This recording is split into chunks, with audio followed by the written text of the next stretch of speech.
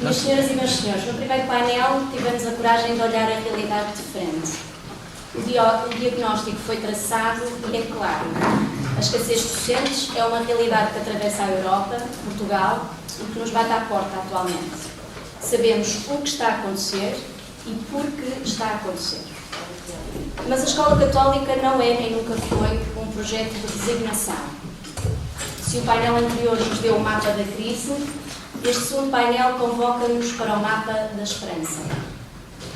O tema que nos junta agora é partilha de possíveis novos caminhos. E sublinho a palavra novos. Não resolveremos os problemas de 2026 com as receitas de 1990. As inquietações que nos trouxeram aqui exigem respostas práticas. Precisamos descobrir como transformar os nossos alunos nos educadores de amanhã. Precisamos de entender como a gestão escolar pode ser tão profissional e humana que o salário deixe de ser o único critério de escolha.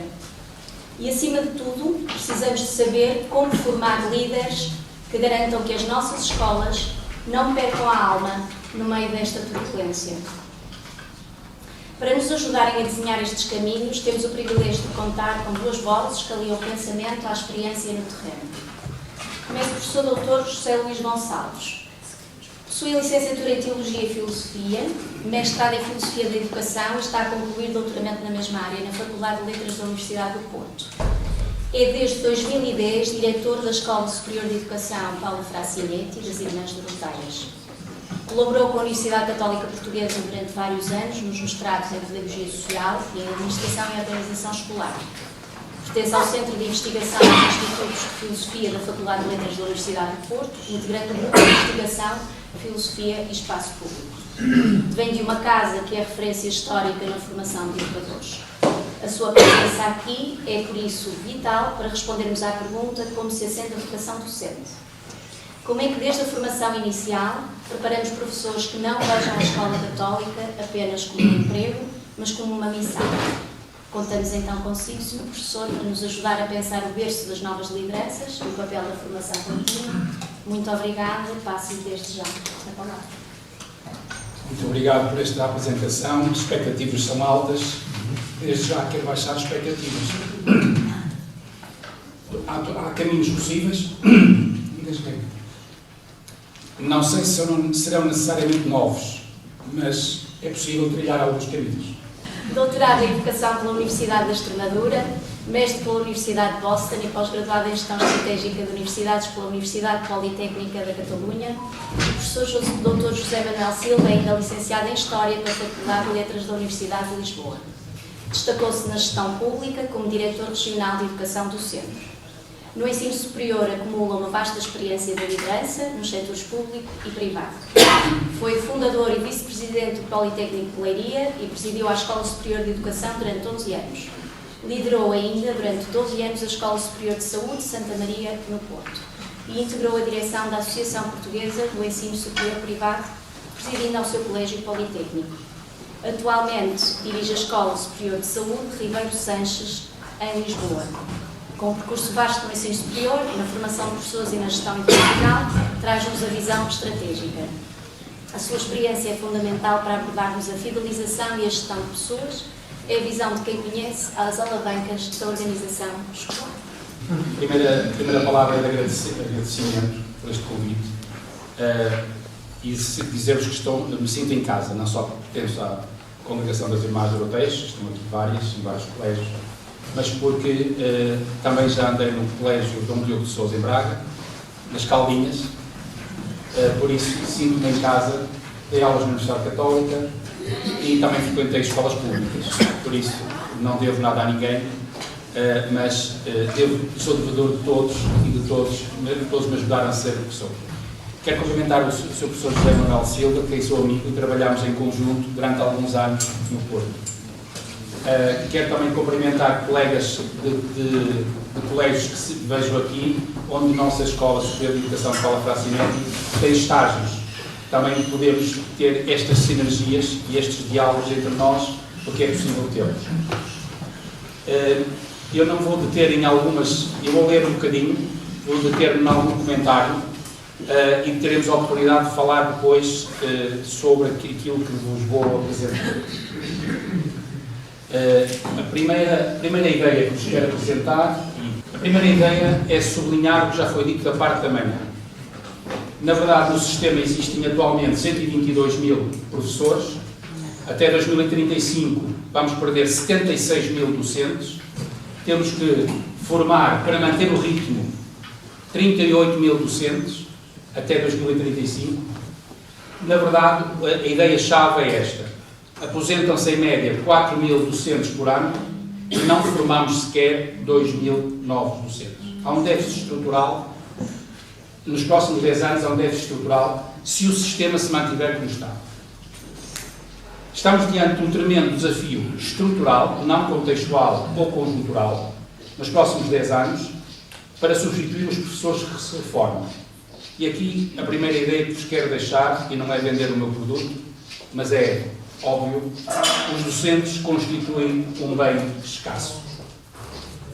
Eu volto a repetir. Os docentes constituem um bem escasso. Já foi o tempo em que dizíamos que havia docentes a mais. E se assim é, devemos tratar a escassez de docentes como um bem que tem que ser acarinhado. Não é o único, evidentemente, mas tem que ser acarinhado. Ouvimos todos falar que as empresas andam atrás de informáticos, de engenheiros. Pois bem, chegou o tempo em que todos andamos atrás de professores. No curto prazo, as escolas com dificuldade em recrutar professores defrontam-se com a necessidade de tomar medidas de emergência para evitar situações gravosas para os alunos, como é o caso das aulas que não são dadas. E, naturalmente, tem que haver medidas de curto prazo que mitiguem estas problemáticas. Importa, no entanto, traçar um caminho de alguma sustentabilidade que configure, da parte das escolas católicas e de cada instituição, uma estratégia de médio e longo prazo. Não podemos pensar só no curto prazo, porque só assim é que se podem minimizar os impactos desta nova realidade. Uma declaração inicial. O que temos diante de nós não é só uma escassez estrutural de professores. Nós estamos diante de 3 situações complementares. Uma mudança geracional, 70% dos professores têm mais de 50 anos. Uma mudança geracional não é só os professores com uma nova cabeça. Uma mudança paradigmática em educação significa inteligência artificial, inovação pedagógica, fortes estratégias educativas, metodologias ativas. É uma mudança que vai ocorrer, que está em curso. E uma terceira mudança é a reconfiguração do sistema educativo. Nós estamos a falar só dos professores, mas estas coisas estão associadas. Quando selecionamos apenas um aspecto, não estamos a ver a configuração integradora do sistema. Como escolas católicas, no meu entender, estamos confrontados com 3 desafios. Como é que vamos manter uma educação integral, que é isso que nos caracteriza, dos alunos com uma identidade, seja ela carismática ou diocesana católica? Este é um desafio, porque fazer o que os outros já fazem não é distintivo. Como é que mantemos a sustentabilidade das nossas instituições? Aqui já foi referido hoje de manhã. A sustentabilidade humana, como recrutamos e retemos os melhores. Espiritual, não é só psicológico, é espiritual. Ou seja, é preciso ter gente identificada com uma pertencer-se a si mesma, capaz de dar o seu melhor nas nossas instituições, mantendo-se fiel e desenvolvendo o ideário educativo, e como é que as nossas instituições são económica e financeiramente sustentáveis. E um terceiro elemento, que é, estamos convocados permanentemente a captar, desenvolver e reter os mais qualificados. Que para nós nem qualquer pessoa serve. E é bom termos isto na nossa cabeça. O que significa que o acompanhamento daqueles que já estão nas nossas instituições e a prática da justiça social têm de se erigir em prioridades. Quando pensamos na falta de professores, a nossa tentação, nós temos 2 tentações. E eu vou falar livremente, com liberdade intelectual. A qualificação dos docentes é uma questão-chave para a qualidade das nossas instituições. Diminuir a qualidade científica e pedagógica dos docentes das nossas escolas é uma grande tentação. Seja lá quais forem as soluções que vamos preconizar, ou que levianamente preconizamos. A ascensão histórica de Portugal no ranking da OCDE entre 2000 e 2015, frequentemente apelidada de milagre educativo, não se deveu a uma medida única, evidentemente, mas a uma combinação de reformas estruturais, programas específicos e investimento contínuo ao longo de 15 anos. Na altura, passámos da cauda da Europa para superar a média da OCDE pela primeira vez em todas as áreas até 2015. A qualificação dos docentes foi um motor invisível, um dos motores invisíveis dessa subida. Está validado cientificamente. Portugal diferenciou-se de muitos países da OCDE por duas razões muito simples. Ao exigir a formação académica muito elevada, para a época demasiado elevada para os padrões europeus, e depois cuja tendência europeia foi seguida por Portugal, foi seguida pelos outros países. Segundo, durante este período da ascensão, Portugal beneficiava de um corpo docente naquilo que chamamos a maturidade profissional. Tinha professores entre 15 e 25 anos de serviço. Esta experiência permitiu implementar reformas curriculares complexas, com eficácia, algo que a OCDE classificou como um fator de estabilidade dos sistemas que melhoram rapidamente. Comprar barato não resolve. A outra questão que é muito importante, que é a falta de renovação geracional, é atualmente o maior desafio estrutural do sistema educativo português, que ameaça décadas de progresso. Desde 2015 até a avaliação da OCDE do ano passado, nós baixámos o ranking. E o ranking mede aprendizagens, não mede outras áreas. Não mede aprendizagens, mas é um indicador. Para suprir a falta de profissionais, o sistema tem facilitado a entrada de docentes sem formação pedagógica completa. Mestrado de ensino, por exemplo. A percentagem de professores sem qualificação pedagógica subiu em 2014 de 1,6% para 6,5% em 2022 e 2023. A OCDE, através do relatório 25 de Education at a Glance, diz que isto está a diluir o padrão de excelência pedagógica que impulsionou Portugal no PISA anteriormente. Se queremos inverter, se queremos continuar nesta tendência decrescente, é recorrer a soluções à mão de semear, mas não existem. Uma coisa muito importante.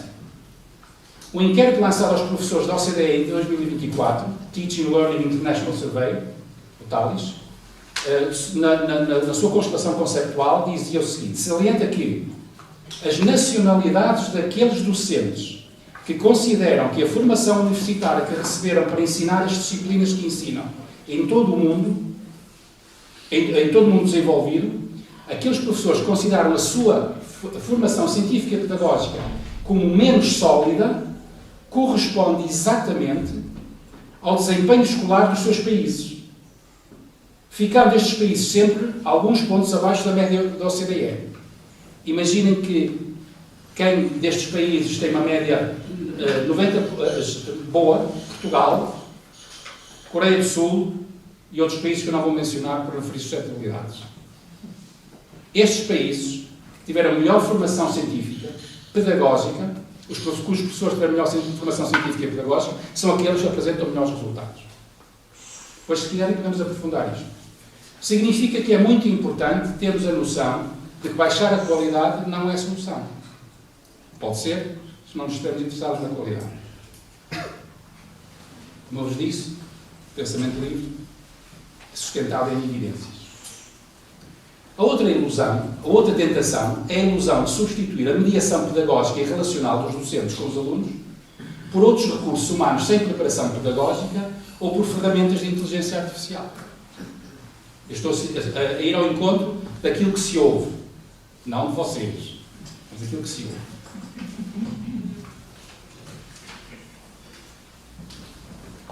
Há um país que tem sido apontado como um país tem sido apontado como um país interessante, com uma experiência interessante, onde mais professores trabalham noutros setores antes de lecionar.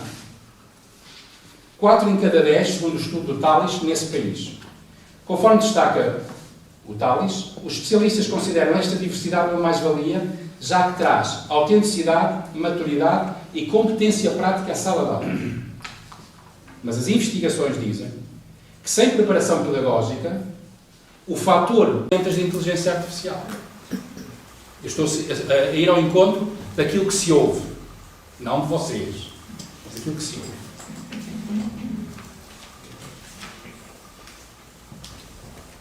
Há um país que tem sido apontado como um país tem sido apontado como um país interessante, com uma experiência interessante, onde mais professores trabalham noutros setores antes de lecionar. 4 em cada 10, segundo o estudo do Talis, nesse país. Conforme destaca o Talis, os especialistas consideram esta diversidade uma mais-valia, já que traz autenticidade, maturidade e competência prática à sala de aula. Mas as investigações dizem que, sem preparação pedagógica, o fator de valor acrescentado destes professores é zero. O que significa que, sem nos expressar as experiências que as pessoas trazem das suas profissões, a pergunta é como é que transformamos esta experiência em mediação pedagógica qualificada para o ensino, para promover as aprendizagens que é preciso promover. Depois, a questão da inteligência artificial. Só é evidente que a inteligência artificial veio para ficar. É evidente que vamos ter que encontrar formas, já temos que encontrar formas, de usar pedagogicamente. Lutar contra moinhos de vento não adianta. Nós, na nossa instituição, nos novos planos curriculares, temos introdução de inteligência artificial nas aulas, ensino híbrido, uma percentagem de ensino híbrido, não porque é melhor, mas porque essa tendência veio para ficar e temos que ensinar a ensinar desta maneira. Agora, é importante ter algum cuidado para não criarmos demasiadas ilusões. O relatório sobre a inteligência artificial no Reino Unido do ano passado diz que apenas cerca de 2% dos estudantes entre os 13 e os 18 anos não usam ferramentas de inteligência artificial. 60% dos estudantes consideram que a inteligência artificial tem um impacto negativo no desenvolvimento das suas competências em sala de aula. 62%. E eles próprios reconhecem. 1 em cada 4 estudantes refere que a inteligência artificial torna demasiadamente fácil encontrar respostas. Um estudo em Portugal diz que 85% dos estudantes utilizam, entre os 9 e os 17 anos, utilizam a inteligência artificial. Já agora, a título de curiosidade, o Sr. Ministro da Reforma de Estado anunciou no Web Summit, e passo a citar, para cada aluno um tutor IA. E diz ele, este tutor ouve, inspira e estimula a aprendizagem. Vamos lá desconstruir isto. Vamos lá falar de coisas sérias. No caso da educação, as ferramentas da IA são, na generalidade, modelos de largo espectro linguístico, LLMs. O que significa que os ChatGPT, Copilot, Gemini, são modelos que, apesar de produzirem novos conteúdos, não geram novas ideias, já que não entendem o mundo real ou as relações sociais que sustentam a linguagem. Geram respostas com base em análises estatísticas de distribuição de palavras, os algoritmos, tendo por base textos com que foram treinados, identificando e repetindo padrões com base num critério estatístico e não na compreensão do significado da linguagem que lá está. Na verdade, não existe personalização do ensino, e nem muito menos da aprendizagem, nem dos materiais usados, que são misturados e volta-se a dar. A promessa do Ministro passa sempre da premissa de que será possível reduzir a educação a uma assimilação da informação disponível na internet. Quanto mais ouvir, inspirar ou motivar. Isto são os professores. A IA é uma ferramenta. Não produz nada de novo. Produz de maneira diferente. A matriz está lá, pelo menos esta que se conhece.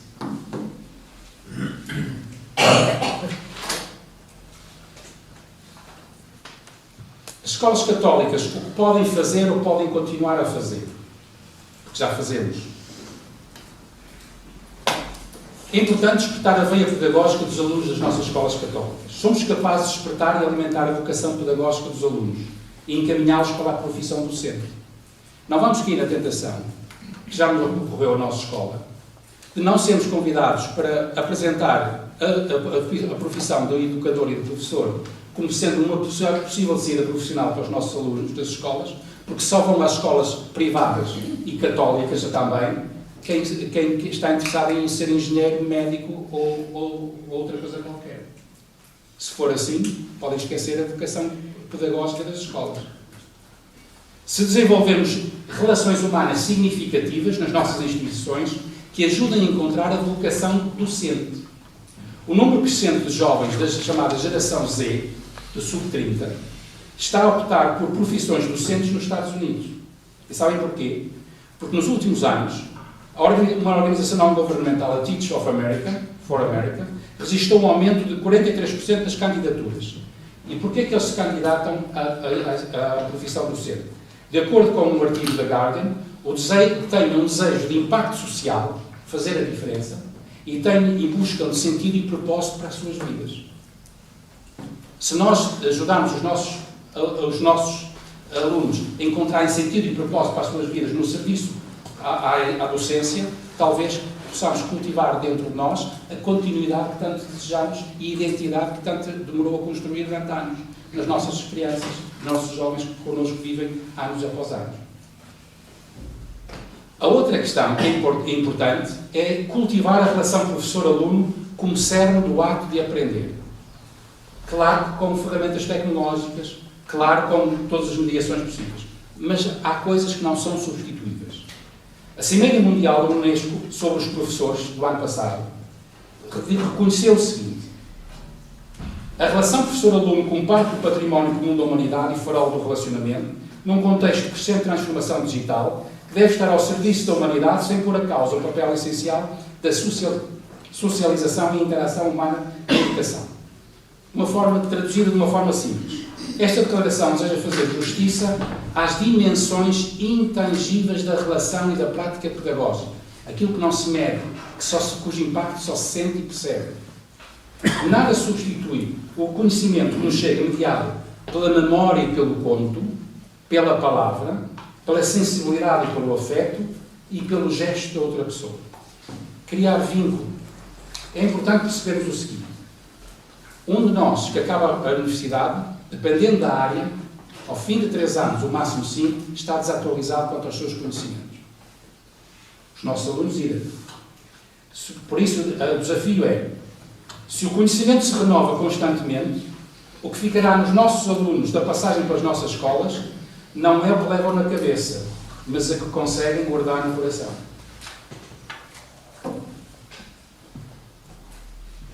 Desenvolver e reter os mais qualificados em todos os sentidos. Se queremos reter este bem tão escasso que são os docentes, devemos dirigir o seu acompanhamento cuidadoso e o seu desenvolvimento humano, espiritual e profissional em estratégia das nossas instituições. A par da prática da justiça, com certeza.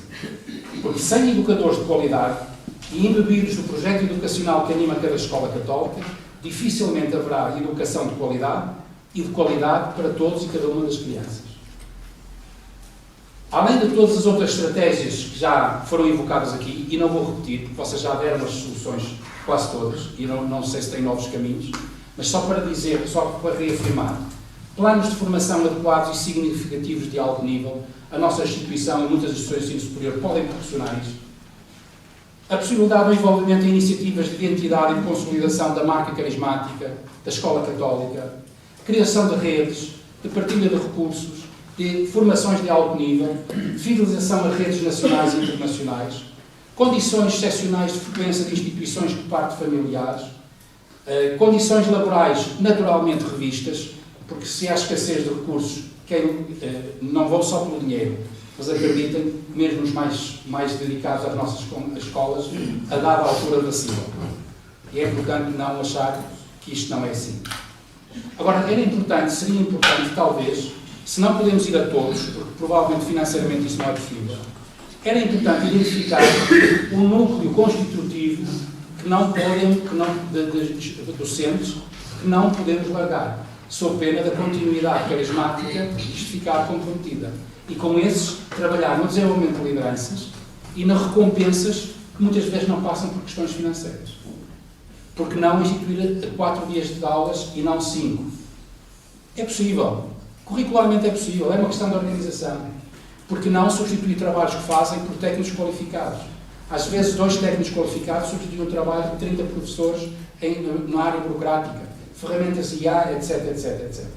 Por isso, é importante não esquecer tudo isto. Além de mais, a questão do bem-estar. Hoje em dia, como alguém dizia, e temos visto as nossas instituições, as pessoas já não se preocupam somente com o salário. Preocupa-se com o propósito, com o sentido e com o bem-estar. Temos que encontrar soluções.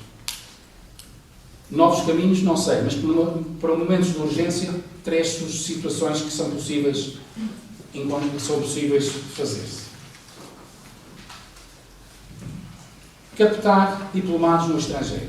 Se vamos buscar enfermeiros, se vamos buscar informáticos, se vamos buscar outras profissões, porque não ir buscar gente? Não qualquer um, é evidentemente. Não qualquer um. Mas é possível fazê-lo a curto prazo. Identificar potenciais candidatos à docência, candidatos já diplomados em determinadas disciplinas, não em todas, aquelas que nos interessam, em certos países, pedir-lhes que eles solicitem o reconhecimento de grau do nível às instituições públicas antes de saírem do seu país. Uma vez reconhecido o grau ou nível, realizar um processo de acreditações na respectiva licenciatura para reunir os créditos necessários para acesso a mestrados profissionalizantes. Com a candidatura e matrícula asseguradas nesta instituição, convidá-los a vir para Portugal, só nessa altura, para, mediante a assinatura de vínculo prévio com a Escola Católica, ficar X anos vinculado à Escola Católica, mediante condições de frequência, de profissionalização que a Escola Católica possa fornecer. E terminar os créditos que dão à licenciatura respectiva à licenciatura, candidatar-se aos mestrados profissionalizantes com propinas pagas pelas escolas contratantes em estágios assegurados na própria escola e com garantia de permanecerem lá 5 ou 10 anos para esse efeito. Isto é possível. Para todas as disciplinas, para todas as áreas científicas. Agora não serei tão livre para falar. É um discernimento que temos que fazer. Por exemplo, nós nas Irmãs Doroteias temos uma universidade no Recife. Tem pedagogia, tem psicologia, tem administração. Por que não encontramos soluções noutros países? Os palopes? Por que não? Há gente altamente qualificada nestes países. Se nós os soubermos potenciar, é possível fazer estas soluções. Segundo, mais simples, contratualizar antecipadamente nas universidades formadoras estudantes a frequentar o primeiro ano dos mestrados profissionalizantes. Sabem o que é que o Estado está a fazer? O Estado está a fazer o seguinte: está a conceder bolsas, estou a terminar, está a conceder bolsas a quem faz estágios, com obrigatoriedade de quem aceder a essas bolsas, nos 3 anos seguintes, ser obrigatório candidatar-se às vagas na rede pública. Porquê? Porque é que nós não podemos ir ao primeiro ano dos mestrados das escolas que têm o primeiro ano dos mestrados, identificar 2 ou 3 ou 4, pagar-lhes o estudo e dizer: gostaríamos muito que viesse trabalhar connosco. Uma vez por semana vai à nossa instituição, vai começar a entrar na entidade carismática, vai começar a acompanhar a nossa escola, vai começar a entrar e nós pagamos. Para que, quando acabar daqui a 2 anos, o estágio possa ser feito aqui, quando acabar daqui a 2 anos, possa trabalhar connosco. Por fim, uma outra solução, que é o desafio que nós, Escola Católica de Educação Superior Paula Fracilente, também faz às escolas católicas. A Associação Portuguesa de Escolas Católicas e a Escola Superior de Educação Paula Fracilente, de forma articulada, podem incitar um diálogo com a Direção-Geral da Administração Escolar, tendo em vista a realização de um curso de profissionalização em serviço, na modalidade e-learning, no primeiro ano, e com acompanhamento tutorial do segundo a docentes que já exercem funções nas escolas com habilitação própria, mas que ainda não possuem a habilitação profissional exigida pela DGAI, para que esta reconheça a habilitação própria uma vez concluído o curso. não organizamos uma coisa em conjunto? 45 escolas, 60 escolas, e vou dizer de uma forma muito clara: organizam, fidelizam, nós preparamos as coisas da melhor maneira possível, pedimos um reconhecimento. É possível fazer isso. De imediato, essas são as 3 soluções. Obrigado. É um prazer estar aqui, sobretudo estar aqui numa plateia com a qual eu não tinha o prazer de estar há tanto tempo, que é um conjunto de líderes escolares, a maior parte certamente tão bons ou melhor que eu, tão experientes ou melhor do que eu. Portanto, eu não venho aqui com a perspectiva de ensinar nada a ninguém, venho aqui apenas para partilhar convosco a minha experiência. Mas eu ia dizer que uma das coisas importantes no Freikirchen é que eu sou professor há 52 anos. Comecei a dar aulas com o 11º ano. Estudava dia para ensinar os meus alunos à noite. E, portanto, fiz o percurso todo que é possível fazer dentro da educação. E por isso sinto muito à vontade, sempre que é para discutir qualquer coisa que tenha a ver com a educação, porque depois, para além de ter sido professor sem habilitação, depois passei a ser professor com habilitação própria, depois fui estagiário, depois fui efetivo, depois fiz a minha formação para formar professores e fui durante o resto da vida, digamos assim, formador de professores. Há mais de 30 anos que me dedico à gestão de instituições de ensino superior e profissional, não só superior, portanto, estou em casa, não? Acho que. Mas há uma coisa que eu vi aqui no livro que está aqui, que é muito engraçado, julgo que é uma Bíblia, não é? Suponho, não é? E diz aqui em Macabeus 2 assim: dissemos tudo isto unicamente a título de lembrança. Agora, prossigamos a nossa narração. Eu acho que isto se aplica àquilo que nós temos estado aqui a fazer. Portanto, isto é só para lembrar problemas e depois de sairmos daqui, cada um vai prosseguir a sua narração. Algumas coisas que eu aqui trouxe já foram ditas, porque também não há muito para dizer sobre isto, mas eu ainda me pus a hipótese de nem sequer usar os slides e falar apenas, mas acabei por achar que talvez fosse melhor, para fixar uma outra ideia, utilizar os slides. Eu parti, quando me convidaram para fazer esta intervenção aqui, esta conversa, parti de 4 ideias relativamente ao futuro dos professores em Portugal nesta década que vai até 2026. E quais são essas variantes? A demografia, tem que ver com aquilo que já aqui foi dito, as aposentações massivas e a reposição insuficiente. Já aqui foi dito, mas eu repito, nós precisamos, de acordo com os estudos que existem, de mais ou menos 3.800 professores por ano e estamos a formar à roda de 1.500. É os números que existem. Portanto, obviamente que este déficit vai ter que ser complementado, superior e profissional, não só superior. Portanto, estou em casa, não? Acho que. Mas há uma coisa que eu vi aqui no livro que está aqui, que é muito engraçado, julgo que é uma Bíblia, não é? E diz aqui em Macabeus 2 assim: dissemos tudo isto unicamente a título de lembrança. Agora, prossigamos a nossa narração. Eu acho que isto se aplica àquilo que nós temos estado aqui a fazer. Portanto, isto é só para lembrar problemas e depois de sairmos daqui, cada um vai prosseguir a sua narração. Algumas coisas que eu aqui trouxe já foram ditas, porque também não há muito para dizer sobre isto, mas eu ainda me pus a hipótese de nem sequer usar os slides e falar apenas, mas acabei por achar que talvez fosse melhor, para fixar uma outra ideia, utilizar os slides. Eu parti, quando me convidaram para fazer esta intervenção aqui, esta conversa, parti de 4 ideias relativamente ao futuro dos professores em Portugal nesta década que vai até 2026. E quais são essas variantes? A demografia, tem que ver com aquilo que já aqui foi dito, as aposentações massivas e a reposição insuficiente. Já aqui foi dito, mas eu repito, nós precisamos, de acordo com os estudos que existem, de mais ou menos 3.800 professores por ano e estamos a formar à rota de 1.500. É os números que existem. Portanto, obviamente que este déficit vai ter que ser complementado, quer nós gostemos, quer não, por soluções, umas que passarão por professores com outro tipo de qualificação, como aliás eu próprio já fui, e muitos que aqui estão provavelmente também, ou então com recurso a componentes digitais e artificiais, digamos, que têm a ver com a revolução digital que está em curso, mas agora falaremos mais à frente. Depois, um problema que é estrutural, é o problema da atratividade da carreira. E esta questão não existe só ao nível do básico e do secundário, também existe no ensino superior. Eu, enquanto dirigente de uma escola do ensino superior, já me debatia com isso e continuo a debater com a escassez também de professores, por variedíssimas razões, mas aquelas que são mais óbvias é o salário, a progressão, a estabilidade e o prestígio.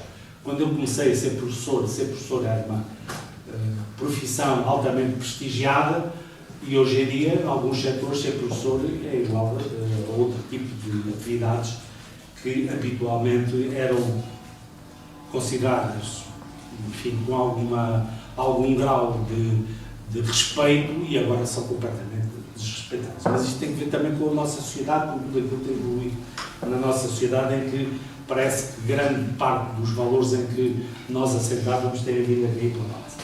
Depois, há aqui um problema, e aqui é o que me interessa mais nesta conversa agora, é o modelo organizacional da escola e a necessidade de maior flexibilidade e interdisciplinaridade. Portanto, eu julgo, enfim, não sou eu, julgamos as pessoas que pensam sobre estas coisas, os colegas também seguramente, que há aqui um problema que está para além da questão dos professores, que é o modelo de escola que nós temos. E, finalmente, os impactos da IA, que são, obviamente, todos nós sentimos. Porquê é que não há professores? E porquê é que aqueles que existem são disputados? Primeiro, já aqui foi falado de manhã, que há uma expectativa salarial que é percebida como pouco competitiva. Bom, depois a instabilidade profissional, nomeadamente, não só nas escolas privadas, mas nas do Estado, a carreira é muito instável. Toda a gente reconhece que há uma sobrecarga administrativa enorme e burocrática no trabalho dos professores. Depois há isto que eu acabei de dizer, que é a desvalorização simbólica. Isto é muito importante. A formação em Portugal, pese embora aquilo que o Zé Luís disse e com que eu estou genericamente de acordo, a formação para ser professor é uma formação longa e difícil. Eu tinha no meu gabinete, quando comecei a ser professor de professores, não é? No gabinete que eu tinha na Escola Superior de Educação de Leiria, tinha uma frase que dizia: a estrada é longa e difícil. E passado uns tempos eu tive uma estagiária que, depois de ter terminado o curso, um dia me disse: ó professor, eu nunca mais o fui visitar ao seu gabinete porque eu já não podia olhar para aquela frase de que o caminho era longo e difícil. Não é? Mas é verdade, para ser professor habilitado, hoje em dia, é um caminho longo e difícil. E é caro para algumas pessoas. E, finalmente, a demografia. Nós estamos a encolher demograficamente e, portanto, obviamente que podemos recorrer a isso. Quais são as soluções? Este quadro aqui, que eu não vou repetir, porque toda a gente julgo que está mais ou menos a ler, mas se quiser eu posso repetir. Estabilidade imediata no início da carreira, diferenciação remuneratória real, redução radical da burocracia, formulação da formação inicial, que é um problema que eu acho que podia e devia ser bem discutido, e depois já direi uma palavra sobre isso. Novo modelo de progressão, definição do papel do professor. Para mim, isto é central. Esta questão da definição do papel do professor é que, para mim, uma questão central, não faz parte daquilo que são as nossas queixas, mas aquilo que é o nosso estudo. Transformação organizacional da escola, que é o básico para o futuro, quer as equipas pedagógicas, quer a integração estratégica da IA, e depois uma política pública estruturante. Neste momento, como sabem, não existe. Numa frase, sem tornar o início da carreira docente financeiramente competitivo e profissionalmente estável, qualquer forma pedagógica ou tecnológica é para esquecer, é cosmético. Portanto, aqui é para o cerne da questão. Não vale a pena nós inventarmos muito. É olhar para isto e o que aqui está nesta frase, a dúvida, respeito e modéstia, é aquilo que acontece. Se não olharmos para isto desta maneira, esqueçam. Os professores vão saber para outros lados e nós não os conseguimos captar. Aqui e a qualquer atleta. Agora, transformação organizacional da escola. Eu acho que nós aqui é que temos que pôr as fichas todas. Porque o problema da formação dos professores, da escassez dos professores, etc., decorre muito de um modelo de escola que nós temos que não corresponde hoje às necessidades da sociedade. Eu vou-vos dar um exemplo. Outro dia, na semana passada, aliás, no domingo, votámos para as eleições presidenciais. E houve uma amiga minha, que é inspetora da IGEC, coordenadora, aliás, uma pessoa que ocupa um cargo importantíssimo de inspeção, que eu sou muito amigo, disse: mas, Manel, realmente a nossa escola não evolui. Fui votar à escola onde eu andei a fazer a primária e está exatamente igual. Desculpem, isto é uma coisa que todos nós olhamos e vemos. Eu, por exemplo, que há 12 anos deixei a educação pura e dura e passei para a saúde, hoje em dia ninguém entra num hospital parecido com um hospital de há 30 ou 40 anos atrás, ou 50, muito menos. Os hospitais mudaram brutalmente. Tudo mudou extraordinariamente e a escola mantém-se igual. Portanto, há alguma coisa aqui que não pode estar bem. Não é? Portanto, em que é que nós continuamos a apostar? Por ordem, que aqui está, que é, enfim, aleatório. A escola ainda assenta em turma fixa e homogénea por idade.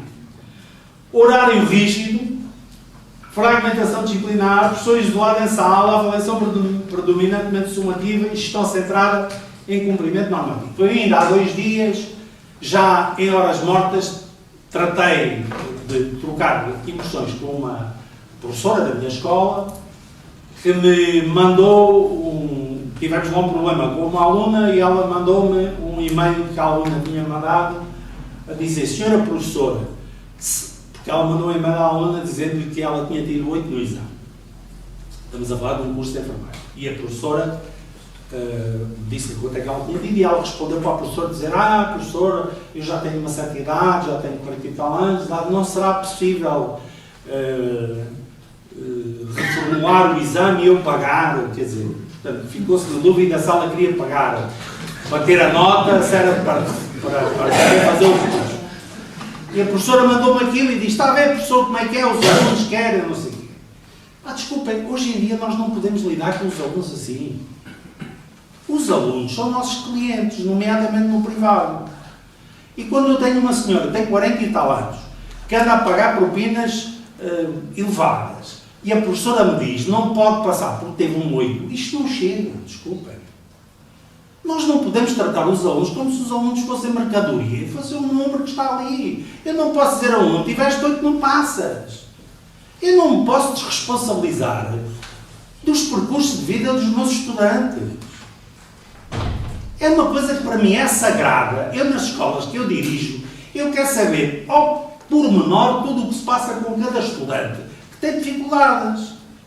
Eu não me preocupo com os bons. Preocupo-me com aqueles que mais precisam de nós. Porque todos nós, enquanto professores, só gostávamos de trabalhar com alunos brilhantes, mas esses são os que menos precisam de nós. Os que mais precisam de nós são os que têm dificuldades, os que têm dificuldades sociais, têm dificuldades de aprendizagem, são desmotivados, sabe-se lá porquê. Nós precisamos de trabalhar com os estudantes. No dia-a-dia, acompanhá-los.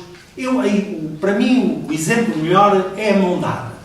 É aquilo que eu me lembro sempre da imagem mais brutal que existe do ponto de vista afetuoso, que é alguém que dá a mão a uma criança para ajudar a caminhar. E nós é o que temos que fazer com os nossos estudantes, sobretudo com aqueles que mais precisam de nós. É dar-lhes a mão e ajudá-los a caminhar. E, portanto, este modelo que nós temos de escola não está adaptado à escassez docente, porque se faltam professores, os alunos ficam sem aula, ponto. Eu, quando fui estudar para os Estados Unidos, há décadas, os estudantes nunca tinham furos. Porquê? Porque cada escola tinha uma bolsa de substituição. Portanto, o professor de manhã não se apresentava para dar aulas e a direção da escola imediatamente chamavam o professor de substituição. Cá nunca se quis fazer isso, nunca se apostou nisso. Porquê? Porque eles não têm habilitação. Porque eles não sabem. Porque eles não sei o quê. O que é verdade é que não se estimula nem que as pessoas tenham formação, nem se estimula que as pessoas venham para a escola substituir os outros. Portanto, criaram-se estas situações todas que os colegas conhecem também ao melhor que eu. Não há diferenciação pedagógica. Os ambientes digitais, apesar de se terem posto nas escolas, não são suficientemente utilizados e não há trabalho colaborativo na maior parte dos casos.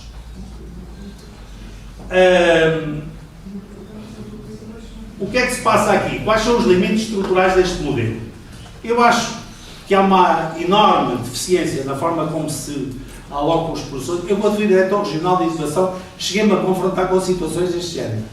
Havia duas escolas na mesma rua. Uma tinha professores a mais e outra tinha professores a menos. E os professores que estavam a mais numa escola não queriam mudar para a escola que tinha professores a menos. Desculpa lá, isto cabe na cabeça de ninguém, não. Portanto, nós temos, sobretudo em termos de administração, e há uma coisa que nunca me esqueço. Um dos meus professores da administração escolar em Boston disse-nos uma coisa que eu achei sempre fundamental a partir daí. É assim, se puderem agir em alguma escola ou em alguma coisa, comecem pela gestão. E por isso é que eu acho que é fundamental nós estamos aqui, porque aqui só estão, ou estão maioritariamente gestores. E são vocês que imprimem um ritmo especial a cada escola. Os professores podem ser bons ou maus, mas se a gestão não for boa, meus amigos, desculpa, não há escolas capazes. Portanto, o modelo atual não absorve as faltas prolongadas, há carências em áreas específicas e também é preciso integrar novos perfis que não existem. Bom, passando para aquilo que me parece aqui mais útil, que é irmos para questões mais de futuro, quais são as limitações estruturais do modelo atual? O professor é simultaneamente isto, não pode continuar. Planeador, executor, avaliador, tutor e administrador. O professor faz tudo. Não pode ser. Nós podemos ser muito bons como professores, mas não podemos fazer tudo. Há coisas, o nosso colega José Luís, como eu estou habituado a dizer, já pôs aqui um bocadinho o dedo nessa ferida, quer dizer, há coisas que nós podemos, outras pessoas com menos habilitações do que nós podem fazer a benefício daquilo que nós somos indispensáveis para fazer. Eu, aliás, tenho uma teoria, como diretor de escola, ou presidente, ou o que seja, que é, eu só quero fazer aquilo que ninguém mais pode fazer por mim. Portanto, se alguém pode fazer por mim, eu escuso fazer. E com os professores é a mesma coisa. Os professores devem fazer aquilo que eles, efetivamente, são indispensáveis para fazer. O resto, alguém faça. Este modelo, portanto, é pouco sustentável e esta é que é a questão fundamental aqui. Agora, entramos no futuro. Quais são as ideias para o novo modelo? E eu vou acelerar um bocadinho, porque senão nunca mais. Redefinição do papel do professor, equipas pedagógicas estáveis e colaborativas, flexibilidade estrutural dos horários, modelo híbrido supervisionado, meus queridos, sem hibridismo, a escola está fora da sociedade. Esta é a realidade. Aliás, nós já praticamente não fazemos reuniões que não sejam em modelo híbrido. Eu, por exemplo, na atividade que eu tenho já há muitos anos, como a maior parte das reuniões são com pessoas que não estão no mesmo espaço, as reuniões têm que ser híbridas. Por outro lado, uma das minhas teorias é que as escolas não devem ter paredes, nem fronteiras. E, portanto, nós temos que desconfigurar, não é desconfigurar que se diz, como é que é? Desconstruir, obrigado. Desconstruir esta ideia que a escola é um edifício. A escola não é um edifício. A escola é onde os alunos estão. Podem não estar no edifício, mas estarem a aprender.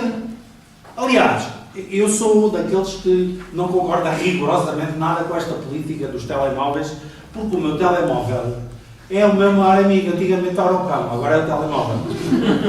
O telemóvel põe-me em contato com toda a gente, com todas as fontes de saber, com tudo e mais alguma coisa. Portanto, o que eu tenho que fazer é utilizar o meu telemóvel. Eu posso estar aqui a fazer scroll e a ver meninas despidas, ou posso estar a aprender imensas coisas com o telemóvel. Portanto, depende da forma como eu utilizo o telemóvel. Certo? Isto é igual às armas. Podem-me ensinar a atirar. Quando eu fui tropa, aprendi a fazer tiro para matar pessoas, não é? Mas nunca matei ninguém.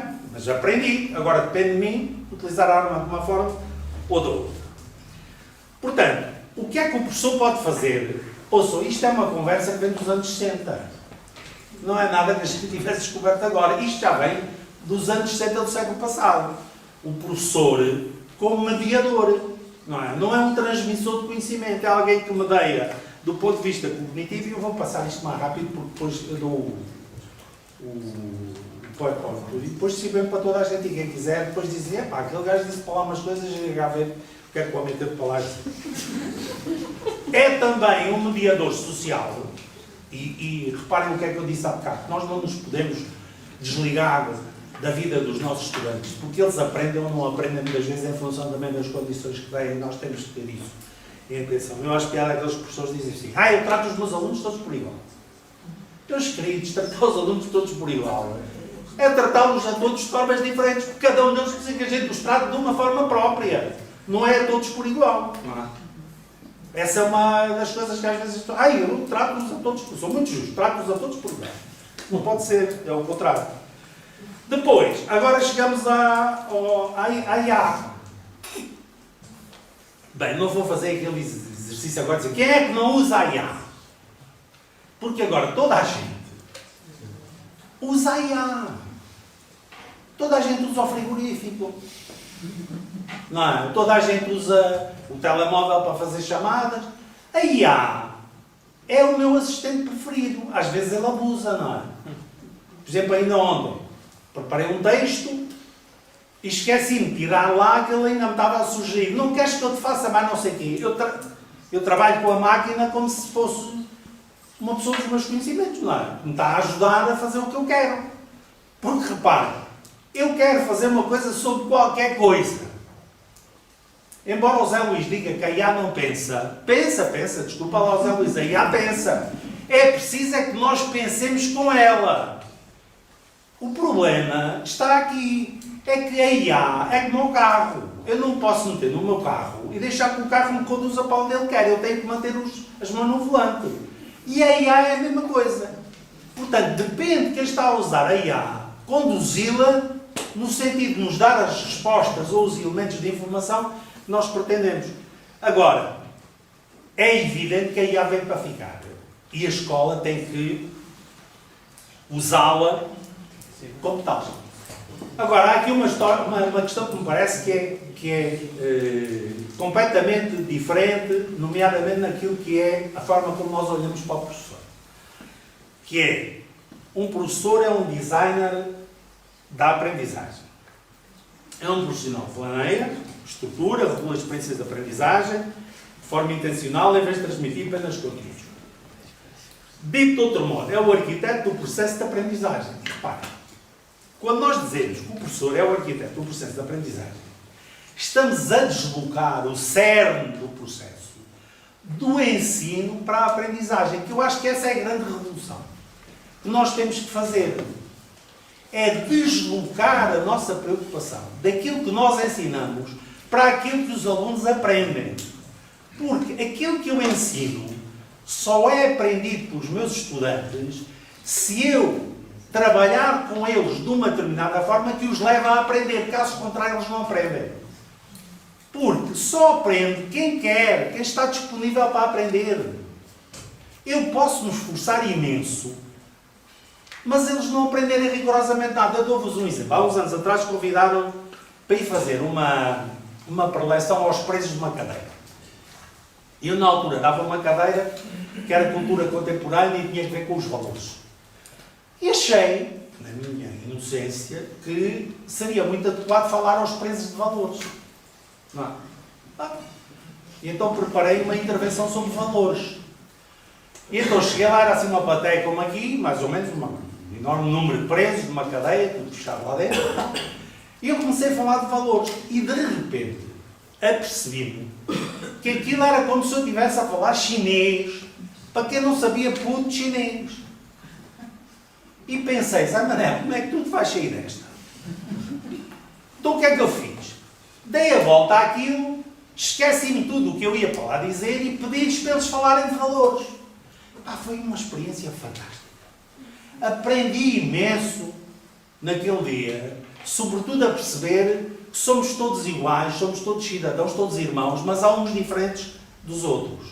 E, portanto, eles eram completamente diferentes de nós. A forma como eles viam os valores, a forma como eles olhavam para nós, a forma como eles assaltavam, violavam, assassinavam pessoas que eram todos, era o grupo todo, desde o mais escolarizado tinha a 3ª classe. E, portanto, àquelas pessoas não conseguia ensinar rigorosamente nada, utilizando o código, que para mim era o código mais óbvio. E, portanto, esta questão é uma questão fundamental. Nós temos de deslocar o nosso ponto de apoio principal do ensino para a aprendizagem. Como é que nós podemos utilizar a IA? Eu acho que a IA pode ser utilizada de muitas formas, isso agora não, eu já estou um bocado atrasado, presumo, não vou entrar muito aqui, até porque nós temos pouca experiência ainda sobre a utilização da IA nas escolas. Mas o que eu vos desafio é que experimentem a utilizá-la e adaptem-na às vossas necessidades. Porque aquilo que o Zé Luís disse é muito real. Nós temos perigos graves se os nossos alunos apenas se limitarem a usar a IA sem supervisão. Porque nós demos como adquirido tudo aquilo que o computador nos debita, ou o telemóvel nos debita, é tudo real, não funciona. Mas eu dou-vos 2 exemplos. Eu já programei 2 cursos de licenciatura com esta máquina que vocês aqui veem à mesa de um café. Uma foi à mesa do café, outra foi em casa. Depois, peguei naquilo que eu achava que eram as minhas ideias para aqueles cursos, uma licenciatura até em Gestão em Saúde, peguei nesses, e a outra é na área dos cuidados integrados em contextos de dependência, é assim que chama o curso, peguei naquilo que eram as minhas ideias e depois entreguei aos colegas especialistas das áreas e disse, epá, está aqui um draft, agora ponham isso a funcionar. Com esta maquineta, a gente pode trabalhar de qualquer sítio. Portanto, nós precisamos é de saber usar as máquinas e usar aquilo que é a ferramenta de software para chegar ao nosso objetivo. Agora, não substituir o juízo pedagógico, obviamente. Não. Obviamente. Nem eliminar a relação humana. Até porque um aluno que me chega ao pé de mim com um trabalho feito na IA, eu provavelmente logo detecto que ele fez aquilo porque não sabe nada sobre aquilo e de repente passou a saber, não é? Outro dia tive um problema com uma estudante que não sabia nada daquilo e de repente teve 18 num teste. Ora, como Deus Nosso Senhor não faz esse tipo de milagres, mesmo em Fátima, saiba, não há milagres desses, mesmo assim, acendendo velas, só podia ter copiado, não é? Pronto, copiou. Agora, em vez de copiarem com cábulas metidas nas cuecas ou não sei onde, copiam arranjam uma forma de ver no telemóvel quando o professor está distraído e pronto. E lá vai. Pronto, qual é o risco disto? É aquilo que a gente todos conhecemos. É a resistência cultural interna, as lideranças pouco preparadas, há muitas pessoas que têm medo de dar a liberdade aos outros porque lhes podem tirar o poder ou outra coisa, etc. Quais são as condições para a viabilidade? Isto foi a mim o que me pareceu mais interessante aqui. É a formação massiva de líderes escolares. Eu acho que é onde nós devemos apostar, mais do que na formação dos professores, devo dizer, é nas lideranças escolares. Os bons líderes transformam as escolas. E os maus líderes só atrasam as escolas.